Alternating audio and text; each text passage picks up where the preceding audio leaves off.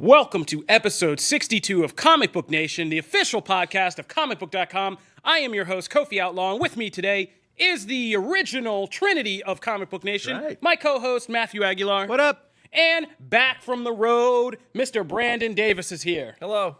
And as always, Mr. Brandon Davis isn't just back from the road, but he's back and bearing gifts, this time in the form of our spoiler-free review of Joker. We are here to give you the lowdown early without spoiling a thing so you guys can have a better impression of what this movie is all about, because Mr. Brandon Davis snuck out to Warner Brothers and saw this. You've probably seen his review or his reactions floating around social media, and so now he's going to give you guys an in-depth breakdown of what Joker is all about. But that's not the only thing we have for you today. In addition to talking Joker, we are going to talk about the new Terminator Dark Fate trailer, which kind of slipped through the cracks of last week. And we are going to be talking about Robert Pattinson talking about Batman for the first time, some new Gears of War 5 updates that are pretty exciting for us, and some other things going on across geekdom. So be sure to not miss any of that when we come back for our news flash. All right, so now that we're back, here is what we're going to be talking about first. Terminator, Dark Fate. When we did the last episode before the weekend, it was one of those cases that happens a lot of the time around here where we go in, put together a whole show, put it together, and, knock it out, and then something big happens. So Terminator, Dark Fate trailer dropped just before Labor Day weekend, and you might seem like old news by now, but this is our first chance to kind of talk about it. And we've been steadily kind of following this movie through development and have had, I guess we call it some trepidatious impressions of it. But Brandon Davis has been the biggest cheerleader, ironically enough, because you got to see much more of Terminator Dark Fate. Dark Fate. That's a Quentin Tarantino. I want that movie. That's a Tarantino version of Terminator. Dark Fate, you've gotten to see two spots of footage at CinemaCon and Comic-Con, I believe. Yes. So you have been kind of trying to sound the trumpet that what we saw in that first trailer did not really kind of convey what you saw in the actual movie itself in the extended scenes. And now we have this new trailer out. And I'll say, I thought this new trailer was the best one so far. I think it's the best Terminator movie trailer we've had in the last two films. But I'm still not sure if it's going to sell everybody. I still think there's a large portion of the fan base that sees what's in this trailer and it's just like, kind of has a ho-hum attitude. For some, weirdly enough, one of your favorite pieces, BD, when you came back and gave us a breakdown of the footage you saw, was the Linda Hamilton, Sarah Connor, I'll Be Back, remix of that line, which you loved, has become a really hated thing, like across the internet. A lot of people really had a problem with that line in the trailer. They thought it was cheesy and are rolling their eyes. I actually didn't like it because I liked it. I did not hate it because I feel like in the context of a scene, it's going to play much better. Yeah, we saw it in an extended version. We saw like that whole scene on the bridge where Gabriel Luna shows up and he's about to kill Mackenzie Davis's Terminator, and that girl, I forget the actress's name. I forget the characters' names.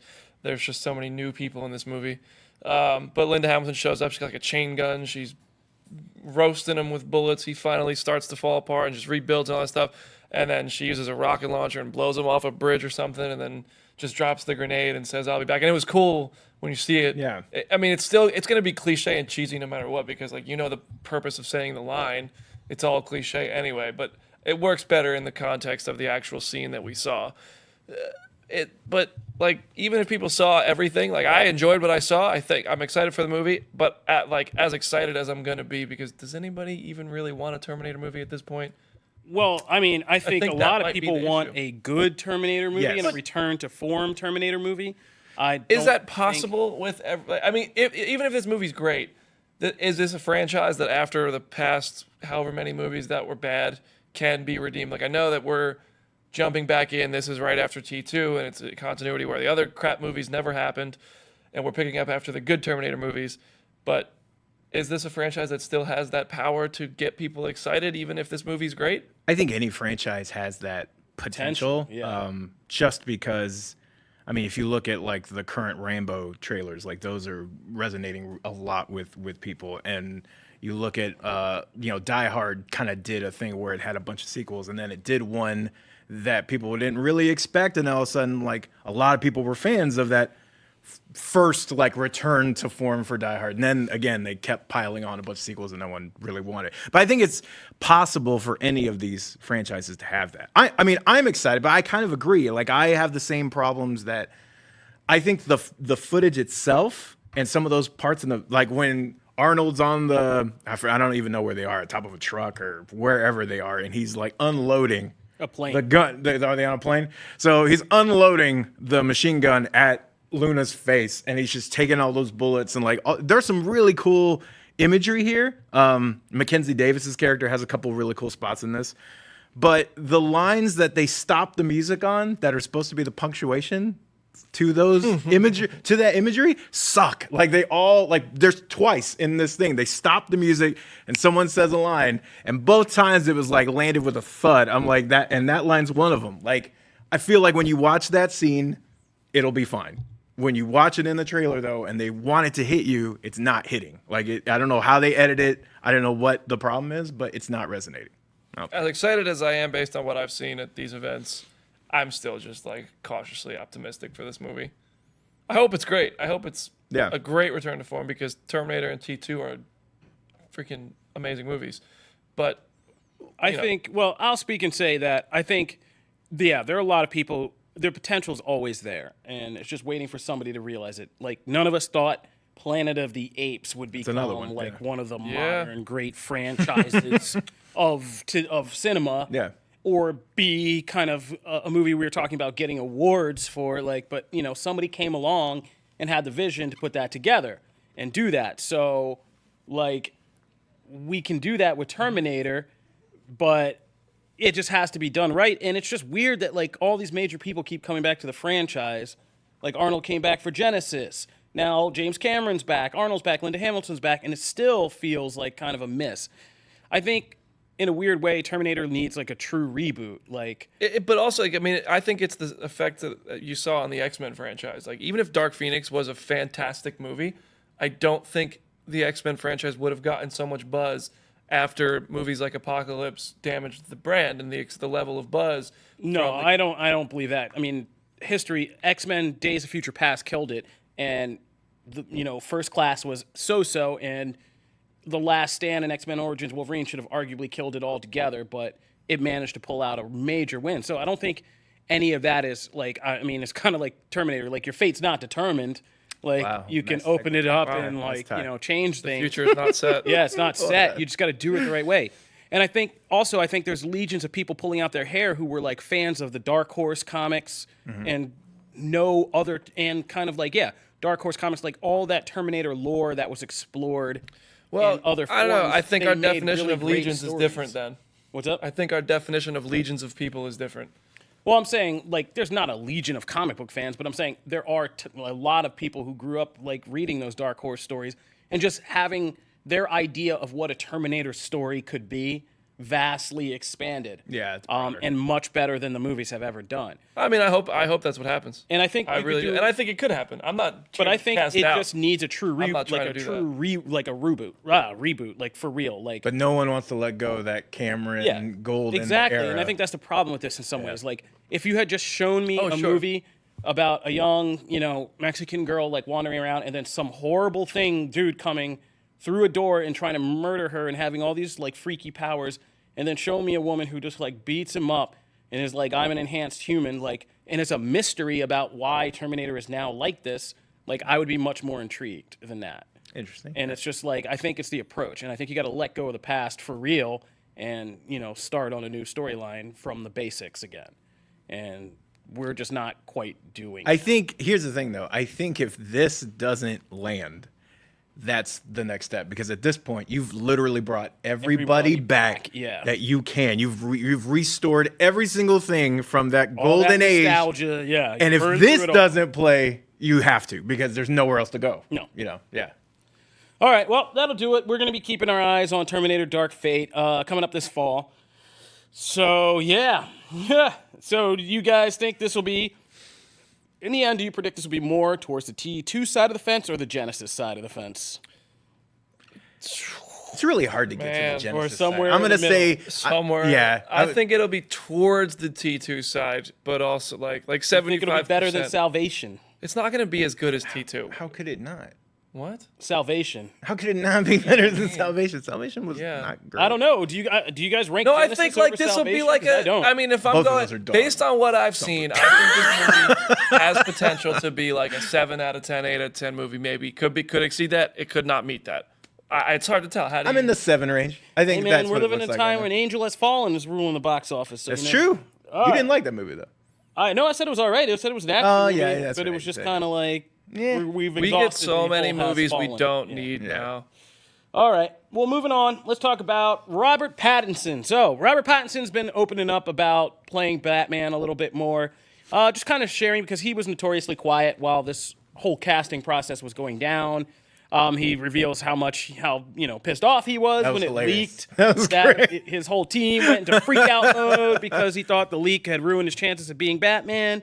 And so he did this. But one thing that stuck out to me, I was writing up today, is him saying the question of how deep is he into this franchise and saying, "Oh, I don't know anything. I'm just figuring out the scenes I need to figure out right now, and that's all I know." Which is, I'm like, okay, that's BS. Like this is the perfect, media training answer that an actor's Yeah. supposed to give. But like, yeah, I don't buy that. He Like, technically I don't, contradicts himself in the interview. yeah, Because at another point, he says he grew up watching the Michael Keaton, Tim Burton '89 Batman and used to have Batman costumes and go around as a kid. So he's aware.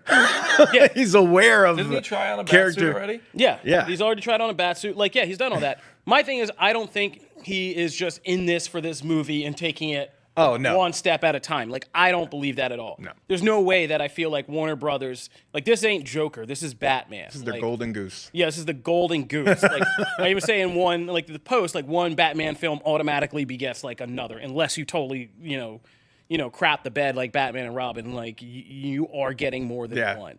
And I feel like after everything that happened with Ben Affleck and all the confusion with Henry Cavill, like, WB would at least have a firm beginning plan for what to do with this kid, how many films to lock him down for, and all of that. So, yeah, I'm not buying No, that. I don't like, either. Now, I whatsoever. get why he's saying it. Yeah. Absolutely. But as far as like believability, no way. And like, yeah, and I think, and I kind of did say that as a caveat in the post is that like, while we want to ask those questions, I think there are a lot of DC fans who have come around to, and I'm one of them, to, yo, stop asking those questions.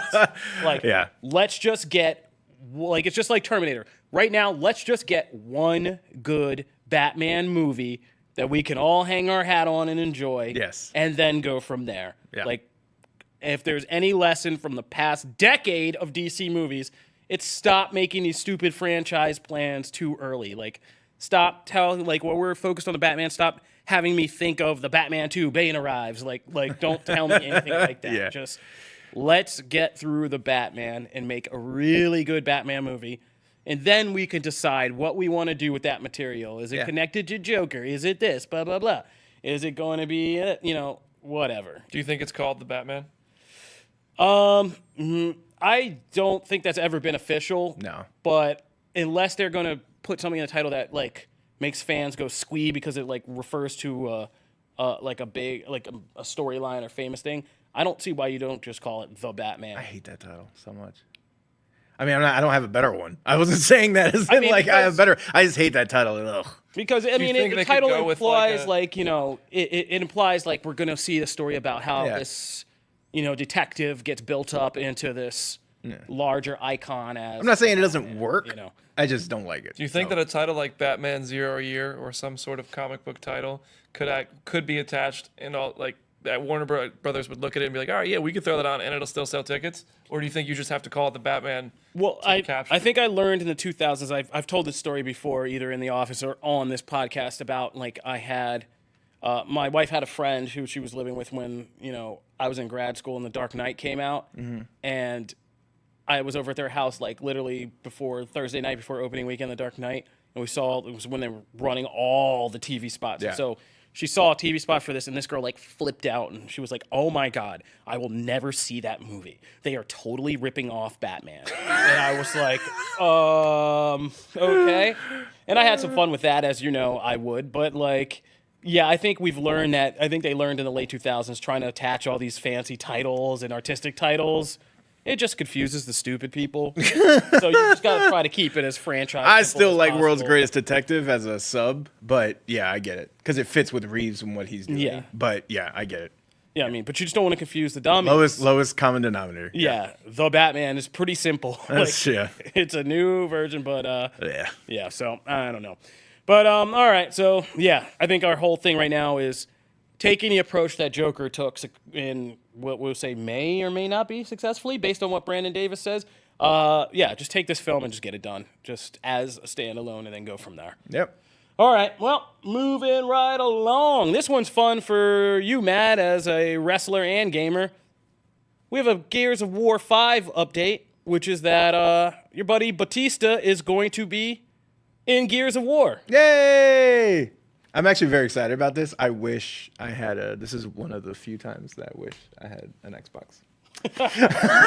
This series, Shame that you don't this have the series is better the console. only, but this series is why I don't have a console. It's the only series that I care about I don't on know Microsoft. why you don't have the better console. It's better. We won't get into that because that'll Yeah, be a long so- thing. So it'll be a long This is thing. really exciting, though. But this is awesome. I mean, he's been wanting to play Marcus Phoenix in the Gears of War, the long gestating Gears of War movie that's been in development, it seems like, for forever. There's no one else that can play Marcus Phoenix. He's perfect. He's great for that role. I mean, and like I was saying when this news kind of hit, like it's like the dude looks like he's already in the game. I mean, he looks like a cog brought to life. So this fits. He's going to be a multiplayer character, which is great. And evidently, I know they don't know the exact details, but you really only have to play during a certain period of time to unlock him. And then like it's permanent. And this is show name Batista. Yeah, I mean, and it's awesome that they gave him the sunglasses from the most recent run, his most recent WWE run. He had those stupid looking shades, and they put him on there. Like he tries to get a weapon or something, or get through a fight and yells, "Give me what I want." Well, he was reading. Give me what I want. So the description is kind of cool because like they developed it when they made it. They essentially put Batista's head on Marcus's body in the game, and then in the photo that they released, or the video that he's wearing Marcus Phoenix's armor. So they put him in the armor, and then they did that, and then they slowly started like kind of chipping and tweaking and making it look more like him as a cog, and then they went and recorded dialogue. So. And they tried to do like mannerisms with him and like things he would say. So I desperately hope. Give me what I want. Give me what I want. I hope that's in there because that's He, like, become down somebody and such a great line. goes And to execute them. I will kill all. I want a Batista bomb looking thing when he like goes to like just knock someone's head off. Like I want those things, and it's cool. And it's like from what I understand, it's free. I think it's just you just play during that time. I don't think you have to pay for it. So from what I understand, so awesome. I mean, I think this is a no-brainer. And, I think When it's does great. Gears 5 come out? Literally September 6th is when you can play the game early. So I believe. Wait, like next week? Yeah. No, This this week. week. This week. I think it releases for full on either this Friday or next Tuesday. But you can play in their like early access beta or whatever. Why on did the I 6th. try to take a vacation last week? Seriously, should have done this week. I mean, it was the end of summer. You just were following the natural. Only reason to own an Xbox, Gears of War 5. You played? Gears of War? Yeah. All of them. Yeah, he's a huge. No, I mean this one. No. I never know. You're like out in secret. You're like an espionage agent. We don't know where you are. Now what you you're can doing, come over anytime but you you want. usually come over. And I will- come I will home and totally you're like, play. So I've sampled everything for the next 6 months. So Oh, we can co-op the campaign. Come on, dude. Split screen. Oh. I'm getting real So excited. jazzed right now. Let's do it. Yeah, I mean, Gears of War, I mean, that was like one of the first times with Xbox 360 that I was up all night just killing it. Just I once doing broke a TV. Wow. Okay. When I was in high school, That I went very played extreme Gears very of quick. War so much that I played it for so many straight hours. I had friends over. We put all the TVs in my living room, and then my friends left, and I went back up to my room and I put the TV on and I played it. And I played it probably from about 4 p.m. right through till about 6 a.m. And when I woke up the next morning, my TV wouldn't turn on because it had burnt out because I played Gears of War for too many hours. So I'm very excited for Gears of War 5. That story took a different turn. Yeah, I didn't know where it I was thought you going. had. I did not smashed throw it. my controller at the TV, even though I have a history of doing that. I have broken controllers. Never a controller and a TV at the same time. I have a lot of memories of me and 3 other buddies co-oping the campaign, playing Horde mode every Friday night. That was our weekly get together, and we did it for like 6 me and hours. my best at a friend pop. did it co-op. Yeah. Like, yeah. I pissed no, off I a lot mean, of neighbors too. Because Oh, yeah, that yell too. when And when I was frustrated, man, bad day at work or something, just come home and I would just be charging people and just sawing them in half with chainsaws. It was great. And I would yell at Brad. Shout out to Brad for not finding cover. Please find cover. Find cover, Brad. Don't die Come in the on. middle of the field, and I'm a sniper, and I gotta go run and get you. Come on. classic Brad. Shout out to Brad. All right, moving right along because we're all excited. We're going to get too deep into this Gears of War's nostalgia, obviously, over here. We got a word on something that was near and dear to my heart growing up, the Spawn HBO animated series. Oh. If you guys have never seen that, you guys need to check that out. That's one of the best adult animated series that, I've seen, especially one of the good best series. comic book series that I've seen. And so, Todd McFarlane's always talking. He's always thinking. He's always coming up with the next Spawn scheme. And he's had a couple the of way you meetings, sold it that. seems. I'll read to you what he says, and I'll try to do it in my best Todd voice. We're talking right now. I just had a couple of meetings this weekend about a couple of different animation looks. Both something that we can get kids in at a younger age and then get them into the sort of crack cocaine version of Spawn, Mark McFarlane said, and then do the adult one. So we're talking about that. I think both of those come after the movie. Wait, the crack cocaine was the kid Kids one? will- yeah. Yeah, there is nobody like Todd McFarlane. Oh my god! Well, I I think totally it's read that the other way around. Have you ever interviewed Todd McFarlane? Yes, I have many times. Yeah. Yeah. It's so cool. Like, But I think in his mind, like, it just sounds crack is weird. like the bad, I think he's framing that as crack is like the bad dispensable Right, version yeah. of real true blue cocaine, which yeah. is like the like he Spawn really of- went deep with that. Yeah, in a weird That way. It reference. says some weird things maybe about Todd Todd. McFarlane. But I love you, Todd. whatever. But he wants to deal crack to the kids in form of Spawn. I just think it's funny from just a premise standpoint of like, yeah, kid, we gotta get kids hooked on Spawn. Like, I just think that's like, oh, I want to do a kids version of Spawn. Like, well, what planet Yeah, does that's that why I work? wanted to bring this up. Like, Todd McFarlane, like I said, he's always saying stuff. I mean, he's got more plans than Guillermo del Toro and the DCEU combined. But like, how much of RIP these to things Todd. we'll actually see? We're still waiting to see this live-action Spawn movie actually happen. So, Which I'm excited for. yeah, so was I. Yeah. If it happens, the man, I was at Comic-Con when he was ranting and raving about. like Jamie Foxx and Jeremy Renner. Yeah, everybody's on board, right? Yeah, except he was ranting and raving at Comic-Con about the money men. He doesn't have Yeah. the necessary. The money men want to make changes. He doesn't want to let them make changes, and that's where we're kind of at. Yeah. So he was. I could just picture. I could hear Todd McFarlane explaining that. Yeah. Oh yeah. Yeah. You can. You can in your head. Once he's in your head, he's there forever. But He lives rent free. Yep. So Lives there. yeah, I mean that was why I wanted to bring it up. Like the return of the adult version of Spawn cartoon.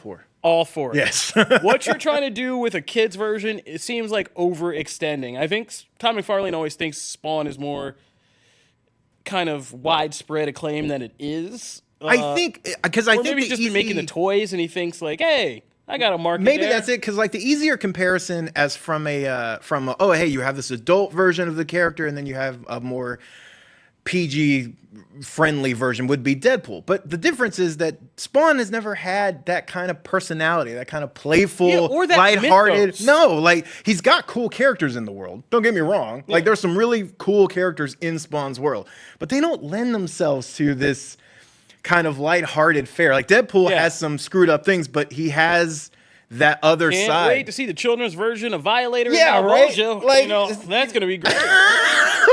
Like it just doesn't. Or the And- flashback with Chapel. How did Spawn become Spawn? yeah, and there's then just not that kind. there's So new dude sticking your wife, kids. Like this is what happens when you die. Like, yeah, I don't and know. if you do just a toned down version, to me that's not interesting enough to do that. Like you have to really go far with it and break the fourth wall and do those kinds of things you can do in a PG movie with like Deadpool. He just doesn't. I don't know. That character doesn't. But maybe he does. In McFarlane's like got a new version of Spawn. Or he's maybe that does. I mean, there would be work as kind of like a boogeyman superhero thing, like stories with detectives Yeah. and cops that have like this boogeyman. I mean, that's the thing overarching, about the movie, right? The movie's supposed to be That's like the kind of approach. Yeah, it's more about the cops and Twitch and like those characters dealing with this weird otherworldly Stuff. presence than about him. If they do that, yeah, it could be like a fun Or maybe we'll goosebumpsy just vibe. get like a total Spawn Cerebus team up show. That'll be Wow. that'll be just them doing stuff through the Spawn multiverse. Who knows? But yeah, no. In all seriousness, nobody needs that. I don't Crossover think. with the Max. Yeah, I don't think so. Oh God, the Max, man. Wow, you dug deep for that one. Pull that out. Yeah, no, I don't think anybody needs that, right? no, like, no. just bring us back the adult version of Spawn, which was again a really awesome cartoon. Yeah, And, awesome. Let's I'm all for that. Make that happen. that other stuff. I think is just Todd McFarlane. Maybe on the non-crack cocaine version of crack cocaine. So, moving right along, we've been hearing that Netflix is going to, there's this British cooking show coming to Netflix that's going to try out the week-to-week model, which I just wanted to get a quick roundabout, because I like to throw just some topics in here, grenades, pull the pin, throw it in here. Do you guys think Netflix should go more towards the week-to-week? Now, I will preface this by saying I have an increasing belief that post-binge depression is a real thing. Yes. That affects millions of Americans, but is not talked about.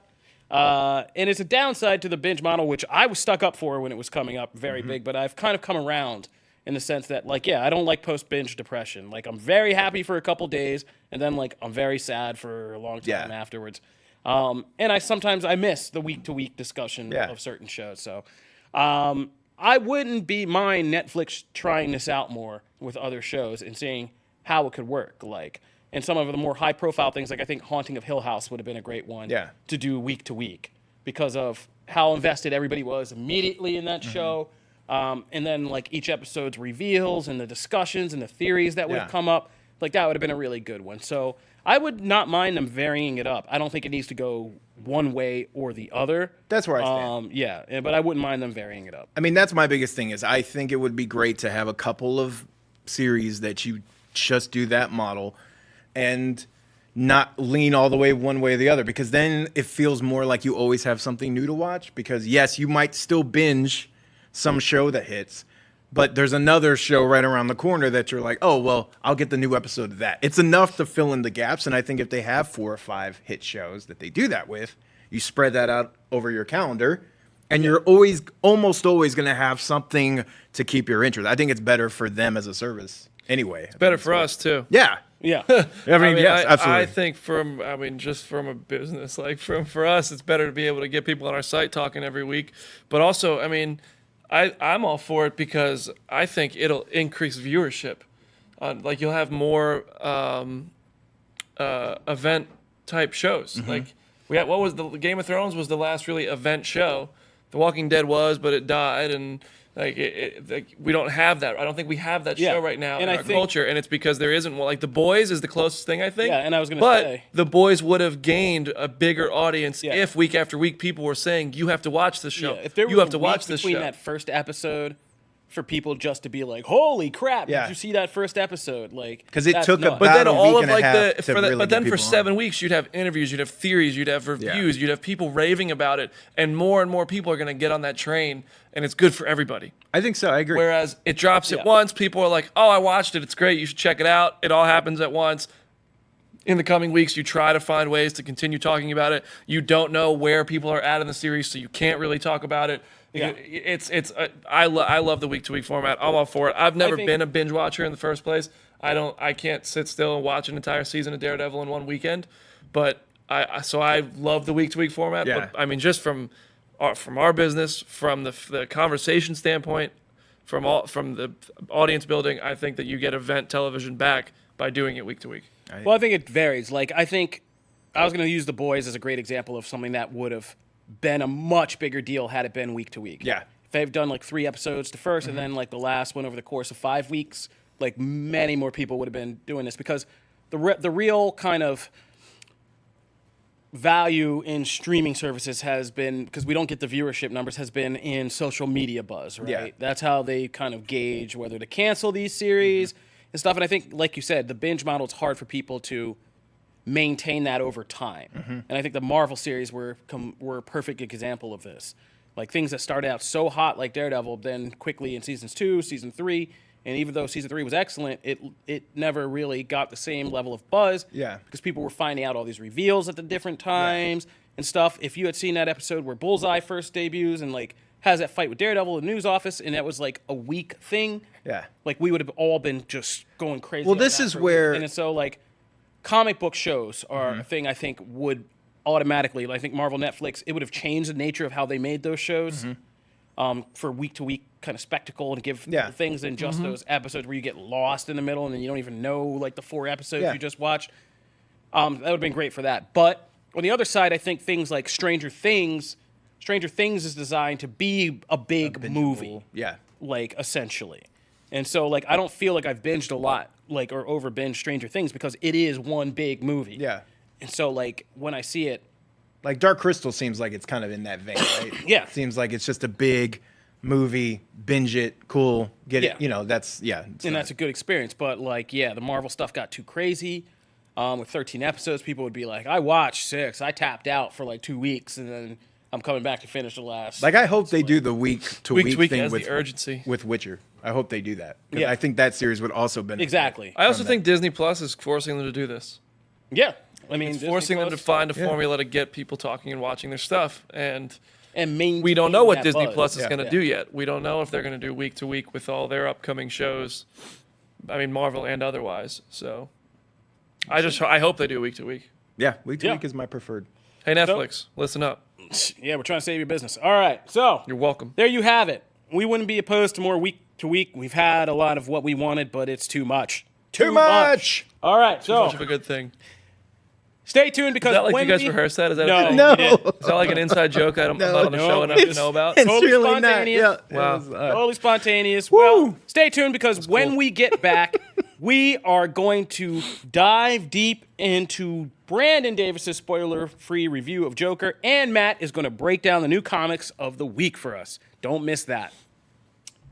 All right, so Matt, real quick, we are going to leave the floor for Brandon Davis to take us out with his rant about Joker. So you can take us through the comics of the week and let us know what we should be looking at. All right. Well, first off, we're going to talk about, of course, we have to talk about House of X #4, Hickman's latest X-Men issue in this X-Men opus. We will get into this issue in a deeper discussion next episode. Yeah, so we're going to give you guys some time to deal with this one and really you take will it in. need to. You will You need to. take it in. Yeah, Yes. do not miss House of X4. That's our headline for this comics thing. But also, if you've been keeping up with DC, you've been keeping up with the Deceased series, which is a cool alternate kind of post-apocalyptic thing they've been doing. There's a one-shot out this week that kind of focuses on Big Barda and Booster Gold and some characters like that, and then John Constantine. It's actually really good. It's not necessary to the main series. It's called Deceased, A Good Day to Die, but it is written by Tom Taylor, who writes Deceased. So if you are a fan, it's really good. Like, you should check it out, but it is not necessary because I know it's like a one-shot and hey, people's budgets, different things, right? Doomsday Clock #11, the series that just That's still continue. going on? Yes, it keeps going. What? It's When did that still start? Yeah, wasn't that last year, Yeah, Yes. sometime. I remember that. long time ago. That's from a darker timeline. And we're on it's still 11. going. We're not even done. We're on 11. And I'm it's, sure Obama was president. I'm pretty sure we had a whole different company here when that was still starting. this series is still going. 11 comes out this Maggie week. Rhee was still pregnant. Wow. Nice callbacks. These are very good callbacks. If you're still on board, which I think people are, because I think the reactions to this are actually good, it's just everyone seems to have the same reaction to be like, is this still around? Disney didn't own Fox yet. And Yes. yeah, and The Walking Dead was still worth checking out, man. Wow. it? Oof. Yeah. Right? Kind of. Yeah, I mean, there was still a Rick Grimes. kind of maybe. I don't know. They still had a main character. So that is out this week. Check that out if you still care. It is from what people say, it is really good. I kind of fell off. I'm not gonna lie. I was I like, don't care about this at you all. can't pump this book out on a regular basis. I will Ben check it when Affleck it's was all Batman. done. Oh, that makes me sad. I love Ben Spider-Man Affleck. Batman. still had a happy future. In R.I.P. Batfleck. I love Batfleck. Green Lantern Has number Batman 11 is Snapchat? out as well, which is, of course, Morrison and Liam Sharp. That is an excellent book. And if you are a fan of Jordan and Carol Fenris, there's a really cool back and forth with them in this book. And it Carol kind of, Fenris? Ferris? did I say Fenris? Yeah. Sorry. You said I'm thinking, Fenris, I was like, wait. my bad. I'm thinking Dragon Age. Sorry. X-Men. I was like, what are you... thinking of Ferris, Wolf. yes. Carol Ferris. And it's a really cool moment. It kind of, this book is a little We all odd. had completely different associations for Fenrir. I know. I love just said Dragon We Age. got to figure out when we get out of here, but not right now. Dragon Age. So that book is out. You should definitely check. One that kind of is getting slept on is Lois Lane's single book. Lois Lane #3 is out. This book is excellent, like fantastic. What is it about? It's essentially her just. It takes place outside of Metropolis. It involves both questions, which is always cool. It's mostly like Lois in her lane, like doing her thing. You just come up with that? Yeah, dad jokes. I got it. I got him. Jesus. Rapid fire dad jokes. Okay. So it's a really cool, down-to-earth, grounded, investigative story. Like she's trying to solve this thing. Superman is kind of on the fringes, but it's not a Superman book. It really is about her. And there's a great moment where she essentially scolds him in this. And it's hilarious, like couple moment as Renee is like here and she's talking to Superman because of course he can hear her even though he's like up in the sky and yards away. And Renee just thinks she's crazy. And then finally like he comes down and like this is a great moment. So really cool. If you're not checking that, I definitely recommend it. Also, Something is Killing the Children is a new series that started from Boom. James Tynion, for those who know Detective Comics, his run on there. He's also doing Justice League right now. This is a creator-owned new series. And it's a little dark, as the name suggests. Yeah, I was gonna say, sounds dark. It is. There's some brutal moments, and so if you're kind of on the squeamish side, it might not be for you. But there's a really interesting dynamic between two characters, two kind of screwed up, dysfunctional characters in this that looks to ground it. You can check out our full review on the site when this airs now.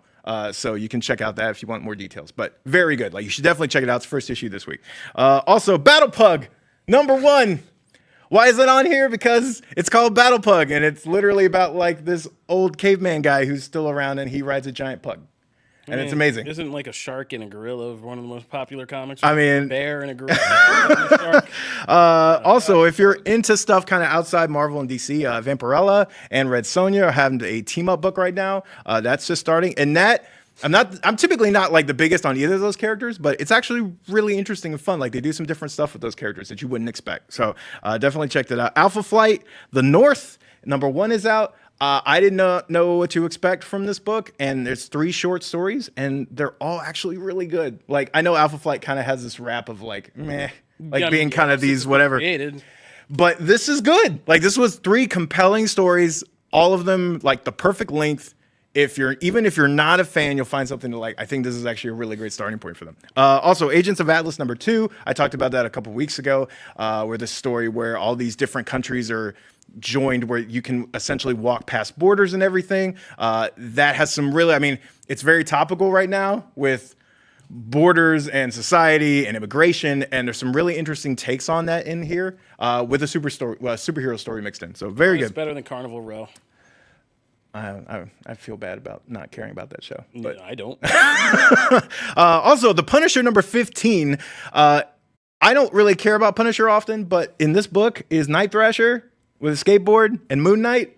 So I automatically care about this book now. And it's kind of fun. It's ridiculous, and it's like a really fun story about this weird like New Warriors team with Punisher thrown in. It's like this really dark team, but I love it. Also, real quick, Web of Black Widow #1, which is Black Widow's new solo series, sets up some interesting things with her and Tony Stark, and it leaves it in a place I don't exactly know what they're hinting at, but it has enough of a hook to get me onto the next issue. How many comics do you read each week? Like almost about 35, 40. A lot of titles. A lot of books. Yeah. I mean, that's not the whole list, but I had to cut it. There's a lot of good books this week. Because now, as you've all been waiting for, Mr. Brandon Davis is one of the lucky fortunates to have seen Joker. You can read his full review on Comicbook.com or watch it in video review form. They are both up. Both are spoiler-free for your enjoyment. But now he's here to tell you all about his experience seeing it and what he thought. So, Brandon, is Joker going to be the highly anticipated, the most rewarding DC film we've gotten in a while? Will there be awards, contention, all of that stuff we're wondering? Bum, bum, bum. Oh man, that's putting me. No pressure. Yes, like it's unreal. Like the movie's so unbelievably dark and twisted and different, and I think it was amazing. Like it's so when the movie ends, you really have to sit there and think about what you watched. And I've never had a movie sit with me and turn into something else in my own head as time went by. And in the hours and the days that have gone by since I've seen the movie, it's just changed my perspective on the movie. Not from a quality standpoint, just about what happened. It ends with it is fueled by this crazy mystery. It ends with this with mysterious threads. I mean, it's like Joker is a character that has never had a definitive origin story. I mean, we've had pieces of it. We've had different pieces told differently, things like that, and they leave it mysterious enough for it to both be a satisfying movie about Arthur Fleck and his journey as the quote-unquote Joker, but also to not nail down anything too specific where a hardcore DC Comics fan would be like, no, that's not what happened. I'm a purist. I hate change. No, that does like that. There is none of that. I think it's going to be divisive among different crowds as well. I think some people who go to the movies are just going to love it. Some people who go to the movies are going to be like, that sends a really controversial message, and I don't like that. Then you might have the DC Comics fans who are like, I love what they just did with this character. It's fresh, it's awesome, it's cool. But then you might have some who are like, that wasn't enough of the comics for me. I can't believe they ruined a character. So I just feel like there's going to be so many reactions. I don't think there will be any in between. I don't think there's anybody who's going to walk away saying 3 out of 5, 6 out of 10. I think you're going to have people who walk away either with their minds blown, in love with the movie, completely taken away by what it does, and then you're going to have people who are going to hate it and hate what it's set, what the messages it possibly is sending, how they're interpreting it, and I don't think there will be an in between. I land on the side of thinking this is a dark, twisted, gritty, raw piece of art about scary real-world issues addressed in ways that are terrifying and then applied to the most iconic comic book villain of all time. So, I mean, that kind of nails what we were saying from the outset when we saw the first trailer for this movie and stuff, that this would be kind of taking Joker and using him as a metaphor and a symbol for a lot of what's ill in society right now. Yeah. And we saw the sketches of that. And there are all a lot of Easter eggs that told us, like, right from 1981 setting, which was really the onset of, like, modern capitalism in America and all this kind of the ultra-rich versus the ultra-haves versus have-nots, kind of that divide, and really started to open up. And we saw all these social issues and things about, like, a mental illness, which was, me and Megan were laughing about our favorite line in the first teaser is saying something like the thing about being mentally ill is making people expect you to pretend like you're not, and what kind of a powerful, resonant message that was for anybody who's had any, like, mental troubles or anything like that. And kind of flipping that around and making it about the Joker. And we've also explored in, ways that this could actually enhance the mythos of the character in ways that you would expect, like, comic book creators to do. Mm-hmm. We lose that with cinema a lot because people think, like, cinema has to just be this translation of a comic story that's already existed. Yeah. Which is weird because comic stories are the whole entire nature of comics is, hey, I did my thing with this. You come in next. You take it. Now you do something. You run with it. Run with it and expand it and make it bigger. And it sounds like this movie in a weird way does that. Like with Joker, expands his meaning. What he is as a character and a symbol. What his place in Gotham City means. And, using that and to reflect that in a real world way sounds like everything I wanted out of this movie. So I am pumped. So I have a question. Go for it. I know you can't go into, like, specific and stuff, but did you come away from this movie feeling empathetic towards that character? Man, and that's one of the things about the messages the movie sends. He's the Joker as a villain, and the character in this movie is doing terrible things. But the way that it is framed at times, at least to me, as an audience member, I can't speak for everybody who watched it, made me feel at times like I don't know if I was rooting for him because I know what he was doing was bad. And I know where he was going was bad. But it does make you feel for this character, and it, to an extent, I think it glorifies him. Which, to me, and I've said this in the office, and I don't think I've ever said this here. I'm not one of the people who goes to a movie and looks at the message it's sending to the real world. I like to just go to the movie and enjoy it for what it is. It's an escape from the world we live in. Yeah. For a couple hours, you can look at what's on the screen. You can be told a story. You can enjoy it. You can hate it. You can make up your mind about it, and then you can leave it there. To me, that's what and Escapism. it's escape. Yeah, that's why I like movies so much, is because they don't have to be part of my real life. And I don't really review movies based on how they will impact real life. But then I was watching this, and this is the first movie that for the first time I couldn't help but think about what it is saying to the real world, what it is saying to people about how they feel about this character, about what this character feels, about what other characters are doing to this character. I don't think I've ever seen a movie like Joker. I'm sure there's a movie out there somewhere. I mean, there are other Martin Scorsese movies that I guess you can compare slightly to it. But it's just different, and it is dark and twisted, and it just really made me uncomfortable, not only because of the tension in the scenes, but also because of the way I was like hoping things would turn out or think things would go as a result of the way the story unfolded. I don't want to spoil anything. Once the movie comes out, I can't wait to like be able to, once everybody's seen it and you guys have seen it, the people listening have seen it, and we can talk about it. I can't wait. There's never been a movie I've wanted to talk about more, because it really the movie stuck with me. I am curious, because I am curious just already seeing tweets, seeing impressions about people who have seen this movie and are taking questionable messages from it. They're taking very just kind of awful messages from this type of movie and saying it explains away behavior, saying it's okay to act like a degenerate. And I don't necessarily like that. And it's a part that I haven't even seen the movie yet. So I'm just trying to rectify that in my own brain of like, I get it, because I get escapism, but what's going on in the world right now, how the hell do you watch this movie and not think that? There were very specific moments where I was like, wow, they're really putting that out there. Like this is my question.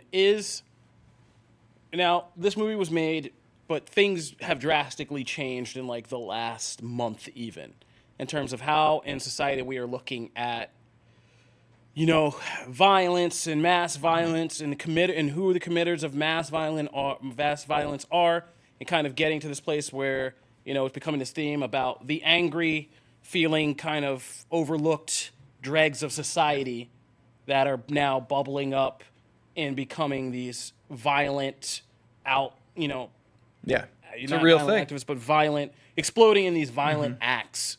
And the more and more we see them, the more commonality people are beginning to line up. You see just, pastiches of these guys' faces, and they're all kind of the same ilk, and, had the same kind of story of combination of kind of social ostracization and mental illness, and kind of were ignored and ignored and ignored until they burst out and did these things. And I felt like a lot of that is resonant in this movie, either for better or for worse. I don't think the filmmakers knew where we would be now. True. No. I mean, there's no way to guess. So do you think that in the changing social context, like The Hunt, that movie got canceled because of these changing social contexts? Do you think that's going to be a problem for Joker? Well, but in what way would it be a problem? Like you're saying, if people... Like right now, for the movie, cause I just mean, like, is it going to hurt the box office? It's going to fuel the box office. Yeah. Controversy in this thing is only going to make more people curious to go see it. It's not gonna. They're not going to not release this movie. It's going to get out there, and everyone's going to talk about it. I mean, I think the movie itself it just blew me away, like in every way. I mean, Joaquin Phoenix's performance is unbelievable. It's unbelievable how well he portrayed this mentally ill character. I as I was watching it, I was like, wow, they must have really researched this mental illness that they're trying to tackle. And I don't think it's one that they tried to hone out. I don't think they picked one specifically. Maybe they did. But I think they just tried to get little ticks of mental illness and make sure that they were present, because it felt so real. And that's what makes the movie genuinely scary. So I think that, can it hurt the movie? I mean, you're going to have people who are going to hate the movie because of that. Absolutely. You're going to have people on the news talking about how this movie shouldn't have been released, but it's going to be released. And that controversy. You think it's going to be in political speeches? It's going to wind up? I think it's going to make it into conversations at home. because I won't say that affects the box office or makes a tank or anything like that. But I am saying there is discussions coming from this that weren't there before. My wife and me watched the second trailer, and after that trailer, she went, "That's a really good trailer. I don't want to see that. Like, I don't want to go to something that portrays this kind of person that way. I don't want to see a movie that shines a light and says, not that it's okay, obviously, because there's shades and nuance, and I'm not saying that that's not in the movie, but I don't want to go to that right now. Like, you can go see that with somebody else." She was on board until, like, at the idea of a Joker movie. Sure, I'll go see that. I'll go see whatever. But there's going to be conversations like that within family units. When you get over the holidays and Thanksgiving and Christmas, you're going to have these families come together, right, and talk about movies. That is going to be a conversation point that I don't think it would have been 7 months. If this is released last year, I don't think that's the case. I think everyone's just talking about how glowing a performance it is. I think now, I'm not saying it will flop or anything like that. I'm just saying now there is going to be an extended conversation. At the same time, just play devil's advocate and to be the optimist of it, maybe it will raise awareness for the stuff that's happening. My next question for you was, what I was building to is, do you think it's, in your view, is it a glorification of certain kinds of things, or is this like a warning tale? Like about if you don't... I think it's going to vary from person to person in how you see the movie. There are so many just different ways the movie goes and different ways you can perceive. It's so hard to talk about without spoiling anything as well, but there's so many different layers to the movie, and then there's layers to each of those layers. When you look at each one, you can dissect it and say, I think that this scene was saying that. I think that this scene was saying this. I think that that scene was saying something else.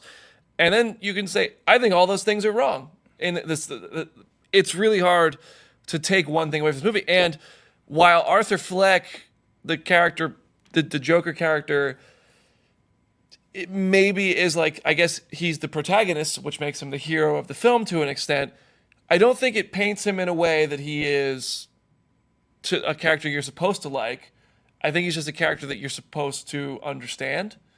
In the same, like, it's like Thanos in Infinity War. Thanos was the protagonist of Infinity War. He had a clear goal, and he did it by the end of it. And his goal was bad, and we knew Thanos was bad, and the Avengers were trying to stop him. And so, but it was a Thanos movie despite being called Avengers. Joker is the same thing, but the villain is actually in the title, and he is the protagonist. So while Infinity, there's a big difference between Infinity a giant War, purple. Yeah, it's not realistic.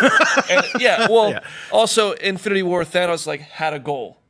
Joker doesn't like really have a goal, and you'll see it in the first act of the movie. You're like, I wonder, what's the point of this movie?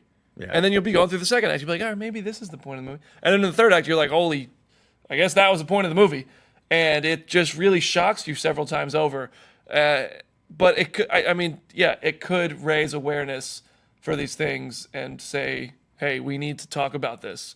You know, if you want to brush this movie off like you brush off the main character in the real world, as people do, then maybe you're not going to have that conversation and nothing can change your mind. All right, well, we're going to leave it there. Before we get too spoilery or anything, I think Brandon Davis has laid out pretty interesting things that make me more intrigued to see Joker now than I was. So, I can't wait. Yeah, I can't wait. So that'll do it for this episode of Comic Book Nation. We want to thank you guys for listening in. If you were just now getting into the show because you saw something like Joker in the title, be sure to check back every Wednesday and Friday when we post new episodes of Comic Book Nation on Comicbook.com. You can find our RSS feed there that you can subscribe so you get regular updates about the show.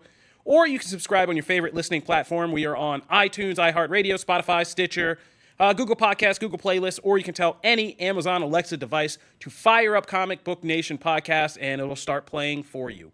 If you want to continue the conversation about anything we've been talking about or ask any questions, you can find us on social media at the hashtag Comic Book Nation. You can find me at Kofi Outlaw. You can find me at Matt Aguilar CB. And you can find me at Brandon Davis BD. And if you love the show, be sure to go on iTunes, leave us a 5-star review. We will be reading new updates pretty soon of the reviews, and everybody's review that we read on the show, we send you guys a Comic Book Nation t-shirt. So be sure to keep leaving those reviews because that time is coming up because we've almost cleared out buddy. a fat stash of people we had to send to, so that's coming up fast.